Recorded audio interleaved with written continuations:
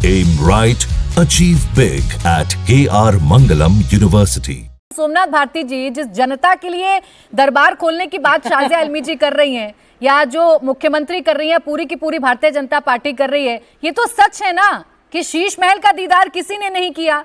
ये तो सच है ना सोमनाथ भारती जी कि कैमरा लेकर जाने की इजाजत नहीं थी। आज जनता के लिए द्वार खुल रहे हैं तो स्वागत कीजिए ना तो राजमहल का किया।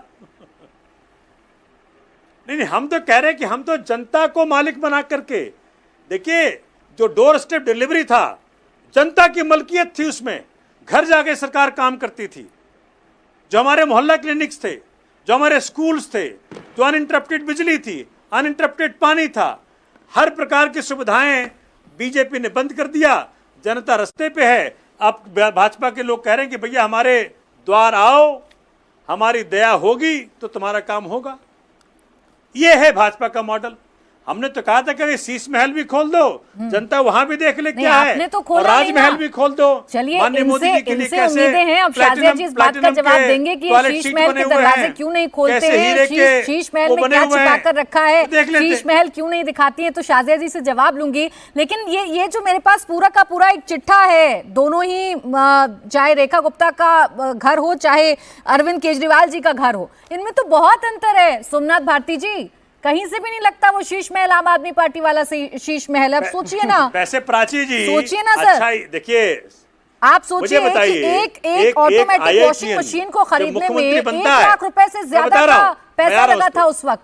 आज तो 77,000 में आ गई है वॉशिंग मशीन। IITN जब मुख्यमंत्री बनता है तो दिल्ली वासियों के भले के लिए सोचता है, बैठता है, समय लगाता है। ये जो मुख्यमंत्री आवास है, मैं केजरीवाल जी साथ नहीं लेके चलेंगे। अच्छा, ये होता रेखा जी ड्रामा ना करके उस घर में रहते, जनता के लिए काम करते, जो वादे की उसको पूरा करने का प्रयत्न करते। चलिए ठीक, शाजिया जी इस बात का जवाब तो दे दीजिए। अगर मुख्यमंत्री उस आवास में रहती तो मौका मिल जाता ना सबको देखने का, और आपके आरोप और पक्के हो जाते।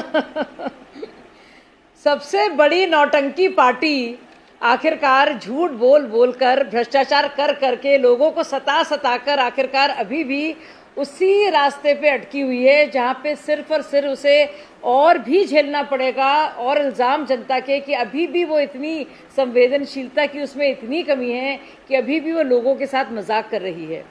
सुनिए, मैं बताना चाहती हूँ, आप सोमनाथ भाई सुनिए गौर से मेरी बात को। बहन हूँ तो आपको सुनना भी पड़ेगा, और वैसे भी आपकी पुरानी साथी हूँ।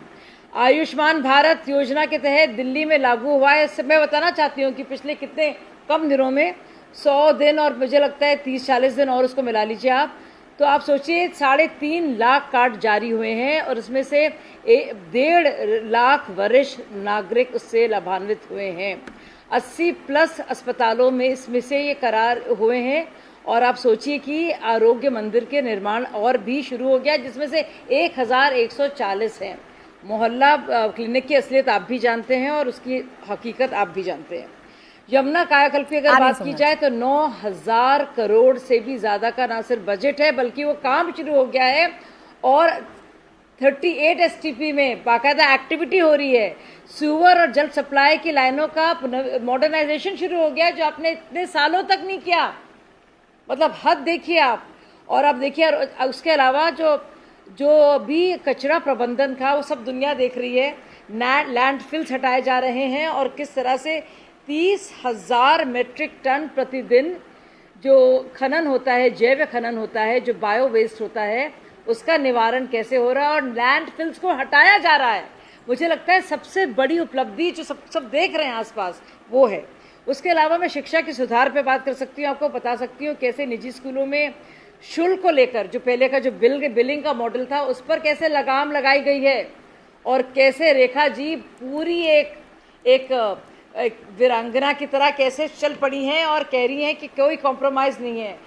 जो जगह जगह आपके जो सड़कों में जो गड्ढे थे, आप देखिए उसमें कितने, मतलब 4,000 से लेकर 6,000 गड्ढों का ऑलरेडी वो फिल हो गए हैं, और खुद रेखा दीदी जाकर देखती हैं, कराती हैं। चलें, आप उपलब्धियां गिनाएंगी, सोमनाथ भारती जी इस पर काउंटर करेंगे, आपकी एक भी उपलब्धि को मानेंगे नहीं, इसे सिरे से खारिज कर देंगे। बस मेरे एक प्रश्न का जवाब आप शाजिया आलमी जी दे दीजिए, जो सोमनाथ भारती जी ने उठाया था कि हम तो सरकार जनता के बीच में पहुंच गए थे। आपने, मैं आ रही हूँ सोमनाथ जी, मैं आ रही हूँ, आप काउंटर कर लीजिएगा, बस एक जवाब ले लूं।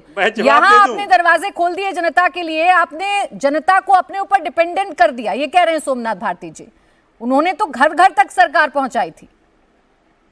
अरे क्या, अच्छा मैं देखिए, अब मैं और भी बताना चाह रही थी एक बहुत बड़ी बात, मुझे लगता नहीं है इतनी ज़्यादा आप लोग उसको कवर कर पाए हैं।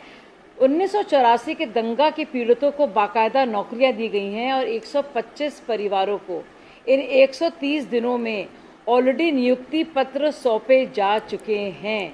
तो आप ज़रा देखिए, एक लेवल देखिए, इंटेंसिटी देखिए, पेस देखिए, स्पीड और गति देखिए आप।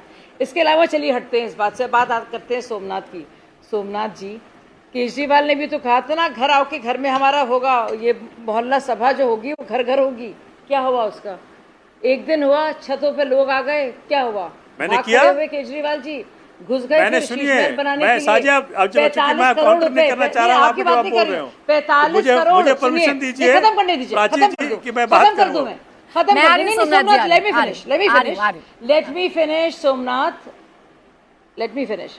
और सुनिए, और यहाँ पे आप कह रहे हैं लोग डिपेंडेंट हो रहे हैं, तो आप बताइए, जो आप रोजाना फ्रीबीज की बात करते थे, भ्रष्टाचार कर करके फ्रीबीज बांटते थे, तो वो आप लोगों को डिपेंडेंट बनाना चाह रहे थे कि इंडिपेंडेंट बनाना चाह रहे थे?